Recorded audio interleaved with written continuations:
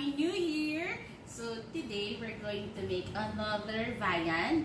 So we're going to make tempura or ebi tempura kasi there are different kinds of tempura na pwede kayo orderin sa restaurants or kaya gawin sa bahay. Pwedeng fish, pwedeng gulay. Pero yung gagawin natin ngayon is shrimp. Okay? But of course, the ingredients for the batter and the procedure mostly same lang din naman sa ibang protein or vegetables na gagamitin nyo.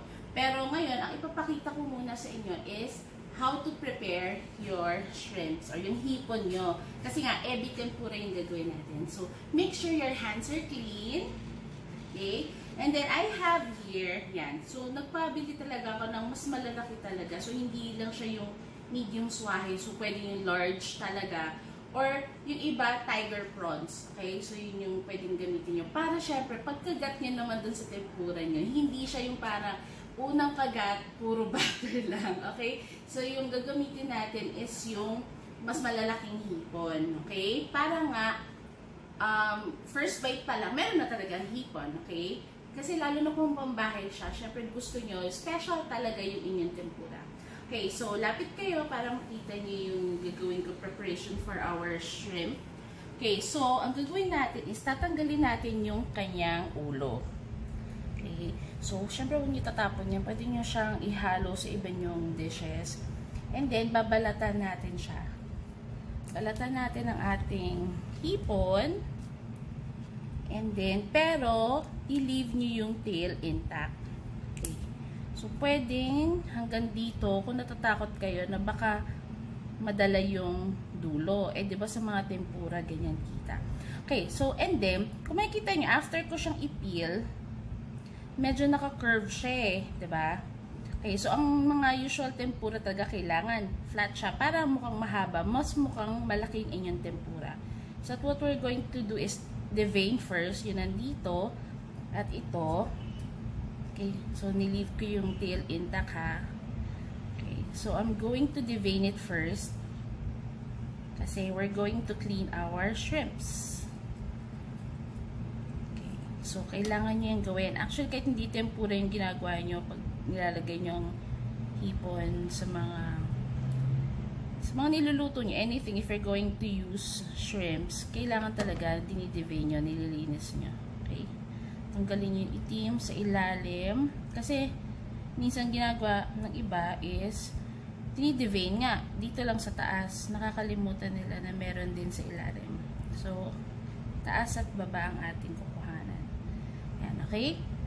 Dinidevein na natin siya, pero as you will notice, pa-curve pa rin siya. Okay. So, gagawin natin is medyo mag-slit-slit tayo ng konti. So, padaanan nyo ng knife nyo yung mga, pwede nyo sundan yung parang may lines kasi yung marks niya. Sa taas at sa baba ginagawa ko. Huwag naman all the way through kasi baka makat nyo yung inyong shrimp. And then yan. Kung nakikita nyo, diba? Mas compared kanina na parang nag-curve pa siya, ito ay mas nag-flatten na siya. Okay? Kasi natural talaga yan. Tapos pwede nyong medyo i-stretch yan. Parang may nafe-feel akong pumuputok-putok pa yung pag-ano. So, yung muscle niya. Okay? So, ganyan. So, yan. Flatten siya. Okay, gawa pa tayo ng isa. So, again, tanggalin ang ulo.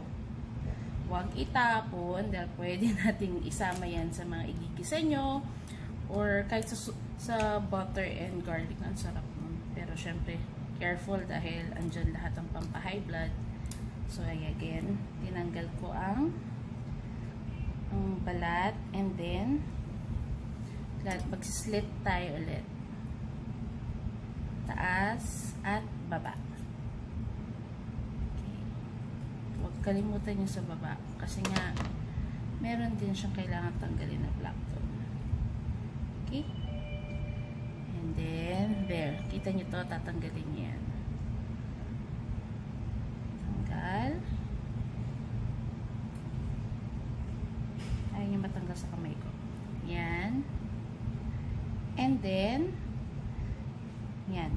ito, actually ready na siyang lutuin, diba? Pero dahil tempura nga yung gagawin natin at ang pangit naman kung ganyan. Yung sayang yung tempura, hindi dapat naka-straight. So, mag konting slit tayo sa taas at sa ilalim. Okay. Slit lang don't cut it through. Then stretch in, out. Okay? So, yan. Stretch, and there you go. So, that's our first preparation for the shrimp. And then, ito pa pala, let's not forget. So, medyo lilinisin natin yung tail. So, tingnan natin kung baka may dumi pa eh. So, tatanggalin. So, tingnan yan. Kadkad lang ng konti ng knife. Okay. Para mas malinis ang ating tempura. Okay, I'll show you again.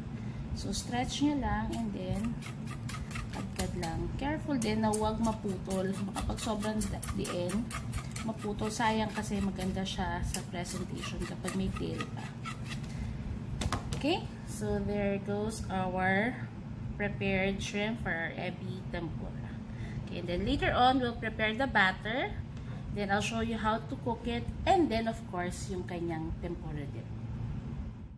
Okay, so now, let's make first the tempura dipping sauce. Okay, para later on, pag tuloy-tuloy na nagawa yung batter, tapos ipa-fry na natin siya, tapos meron tayong ready na dipping sauce. Okay, so the ingredients I have here, sabihin ko muna, tapos yung measurements, ilalagay ko na lang doon sa comment section. Okay, so you can take down notes din. So I have here labanos, tsaka ginger. So, babalatan natin sila, tapos i-grate natin sila, siguro sa ganitong, para pino talaga siya, okay? So, yan, labanos and ginger. Tapos, I have here mirin and soy sauce, okay? And then, meron ako ditong instant dashida siya, pero anchovies, okay? Meron din akong dashida na beef. So, kung ano na lang meron kayo, kung beef siya or kung anchovies, pwede rin. Meron din pork eh, pero I only have anchovies and beef. So, for this recipe, instead of the beef, yung anchovies na yung pinili ko. Since mas malapit naman siya, pareho silang nasa dagat. Okay, so anyway, ito talaga Korean to. Parang Korean powder. Ito yung ginagamit nila. So, if ever talaga gagawa kayo ng dashi, yung stock, ng Japanese, talaga dapat kailangan nyo ng konbukel, kailangan nyo yung parang nilalagay sa ibabaw ng takoyaki na parang gumagalaw-galaw siya, gano'n. Bonito flakes, ganyan. Yun yung pakukuluan nyo yung dalawang yun, tapos ilalagay nyo yung mirin and yung kikuman. But kasi, mas dadagdag pa yung pagbili nyo ng ingredients. So, if ever na gumawa kayo ng japchae before, or kung naka-follow kayo dun sa mga ibang recipes ko ng Korean recipes, most likely kasi gumamit din ako ng dashida. Okay, so might as well kung may natira pa kayo, yun na lang yung gamitin nyo. So para ito yung instant. Okay? So, if ever man wala din kayo nito, wala kayo nito, siguro talagang pinakamadali na lang, mas malamang meron kayong soy sauce.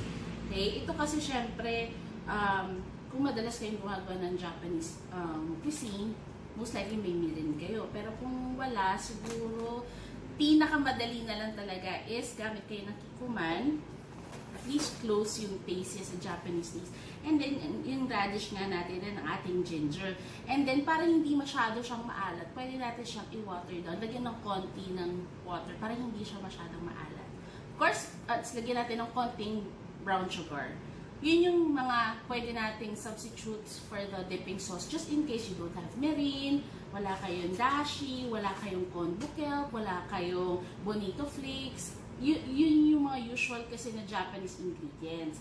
Okay? Pero yun nga, ayaw naman natin na binibili agad ng mga ingredients, lalo na kung nagka-trial pa lang kayo ngayon. Okay? So what I'm going to do is, ipipil ko ang ating labanos, tapos yun nga, i-grate natin siya. Okay? So, pakita ka na lang ito.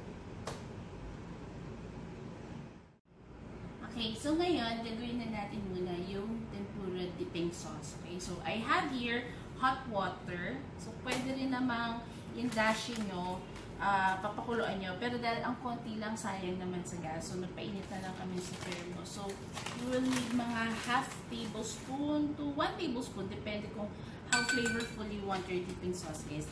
Pero, syempre, kung gagamit talaga kayo ng bonita flakes, tsaka ng kelp, pakukuluan nyo siya.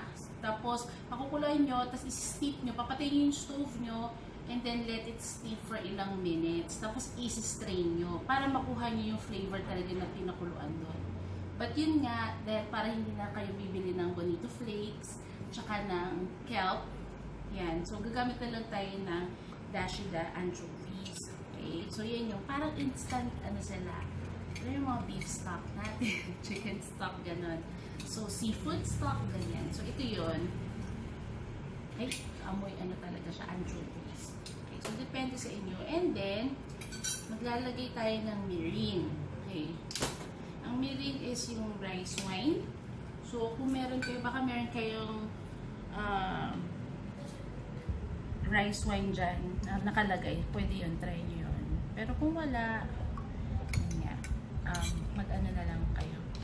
A little bit of sugar ilalagay nyo. And then, so that's mirin, and then soy sauce.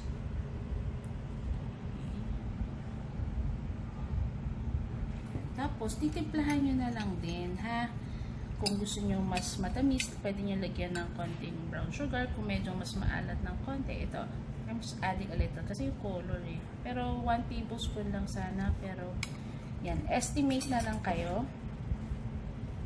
And then, yung aking ginrate na labanos tsaka yung ginger.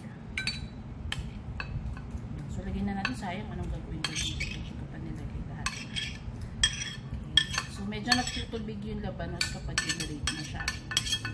Ingat kayo, lalo na kung very sharp ang inyong grater kasi, yun, katulad ko kanina kami nagagano yan. Pero lalo masukat. Okay, so here is our tempura dipping sauce, diba? Mukha na siyang dipping sauce. Actually, pwedeng in a small bowl, dun nyo lang muna ilalagay yung ginger tsaka yung labanos. Tapos, bubuhusan nyo. Ganun yung usual ginagawa nung sa mga restaurants. Hindi agad nakahalo. But since for personal consumption lang naman to, so, yan, pinakita ko lang sa inyo. May konting bupa, sorry naman. Okay? Smells like tempura already in the room. Kahit na dipping sauce pa. Okay, so, we're going to make the tempura batter na. Okay, so ngayon, gagawin na natin yung ating batter. So, madali lang siya, tsaka konti lang talaga yung ingredients na gagamitin nyo. So, I have here 1 egg. So, kasi ilan lang itong hipon ko eh. So, isa lang. Pero kung mas marami kayong balak gawing or lutuin na tempura, tapos gagawa pa kayo ng kaki-age, yung mga gulay-gulay na tempura. Yan. So, yan. Pwede nyo dagdagan yung ingredients. Double nyo na lang or i-triple nyo depende kung gaano kadami ang lutuin. Okay? So, wini-whisk ko lang yung 1 full egg. Isa eggs. Okay? So, depende kung gaano karami. Tapos, maglalagay ako ng ice. Kasi, kailangan malamig. Ang titigas talaga ng ice namin. So, maglagay ako ng konting water. Kasi baka mamaya pa sila. Estimate nyo lang siya. Since matutunaw din kasi yung ice, diba? So, whisk, whisk, whisk. And then, maglalagay kayo ng flour. So, may nabibili kasi na showa. So, Japanese flour siya talaga specifically for tempura. Pero ito, kumapit yung... Okay lang yun. Yan. So, lalagay kayo ng flour, paunti-unti, hanggang sa makagawa kayo ng thick batter. Okay? So, halo-halo with egg, and then ice water, and then the flour. Kung wala kayong ganito, pwede ng all-purpose flour. Okay? Basta importante na cold ang inyong mixture para maging crunchy ang ating tempura. Okay? So, syempre, matutunaw yung ice dyan. Hintay natin. And then, dagdag na lang kayo ng flour kasi we want a thick batter. Yung kakapit talaga siya dun sa shrimp.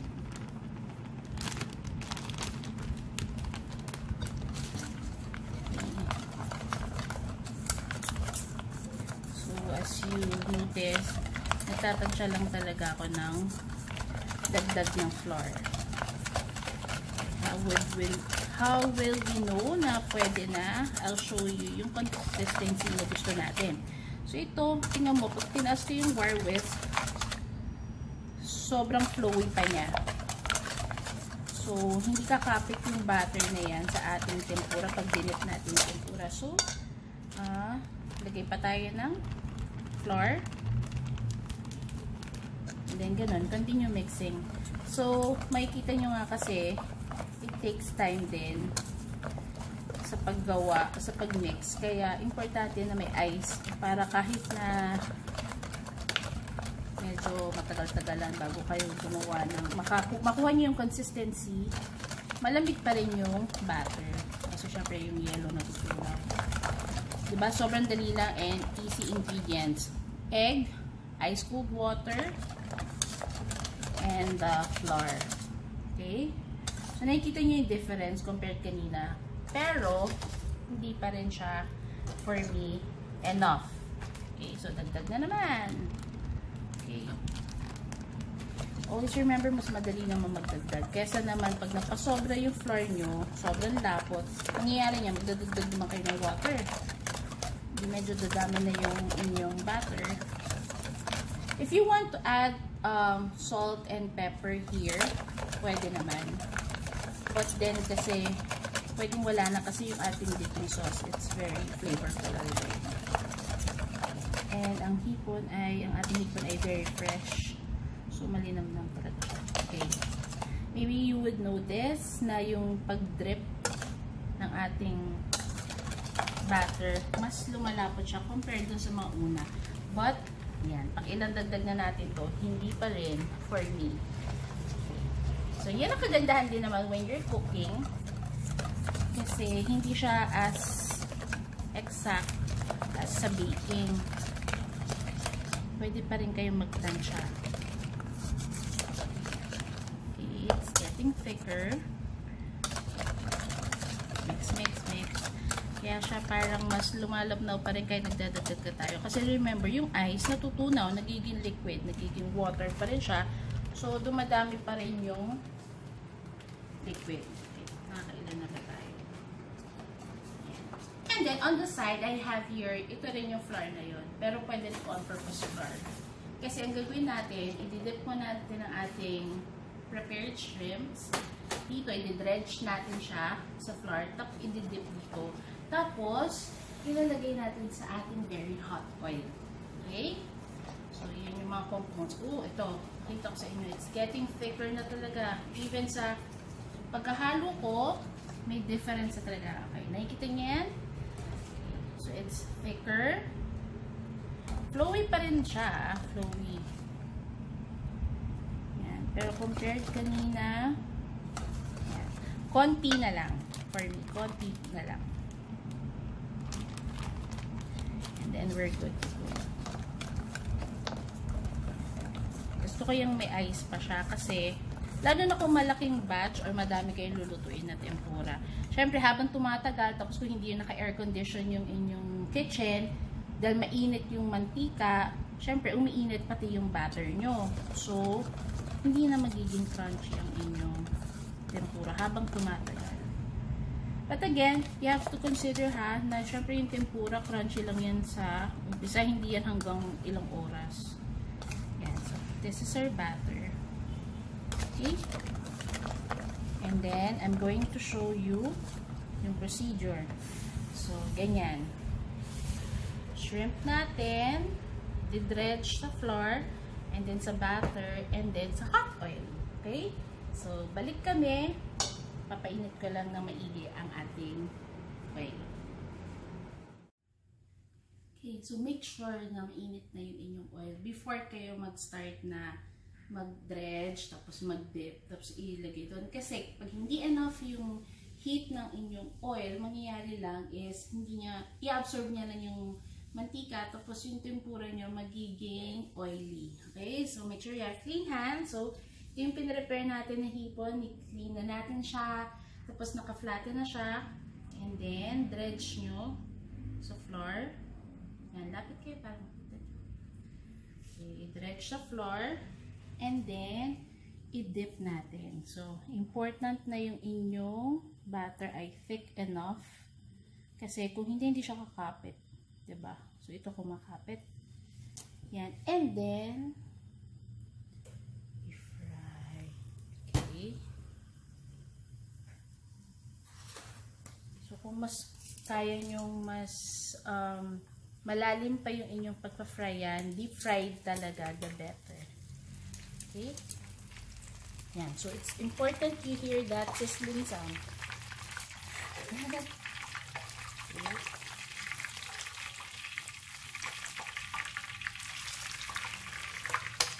And then, pwede kayong kumuha ng konting batter. Tapos, gano'n na nyo. Pwede rin fingers nyo. So, I'll show you. So, again, dredge natin. And then, dip sa ating batter. And then, let's dip it in hot oil. So, look at the batter. Ganyan, no? Umaano siya sa kamay ko. So, pwede kayong maglagay ng ganyan.